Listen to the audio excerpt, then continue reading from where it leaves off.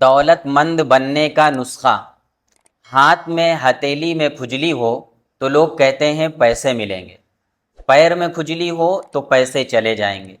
یا بعض لوگوں کا یہ کہنا ہے کہ اگر سیدھے ہاتھ کی ہتھیلی میں کھجلی ہو رہی ہے تو پیسے ملتے ہیں، یعنی آدمی مالدار بنتا ہے، اور اگر الٹے ہاتھ کی ہتھیلی میں کھجلی ہو رہی ہے تو سمجھو پیسے چلے جائیں گے، غربت آئے گی، فقیری آئے گی۔ اور بعض لوگوں کا تو یہ کہنا ہے کہ اگر مالدار بننا ہے تو کیا کرو، ایک ہاتھ اپنا جیب میں ڈالو اور اس کے بعد اس طریقے سے اس کو مسلو، اس طرح سے اگر کھجلی شروع ہو رہی ہے تو سمجھو آپ دولت مند بن جاؤ گے، مالدار بن جاؤ۔ کتنی اچھی بات ہے نا۔ اگر ایسا ہی ہوتا تو دنیا میں آج سارے لوگ امیر ہوتے، کوئی غریب نہیں ہوتا، اور سارے غریبوں کو یہی نسخہ بتا دو۔ ایسا نہیں ہوتا ہے۔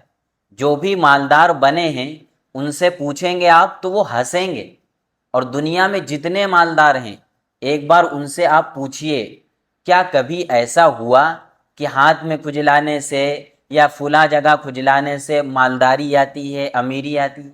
تو ایسا نہیں ہوا ہے، اور نہ ہوتا ہے نہ ہوگا، ایسا کچھ بھی نہیں ہے۔ اور اگر آپ شرعی اعتبار سے دیکھیں، قرآن سے پوچھیں، تو قرآن تو یہ کہہ رہا ہے قُلِ اللَّهُمَّ مَالِكَ الْمُلْكِ تُؤْتِي الْمُلْكَ مَنْ تَشَاءُ وَتُعِزُّ مَنْ تَشَاءُ وَتُذِلُّ مَنْ تَشَاءُ بِيَدِكَ الْخَيْرُ۔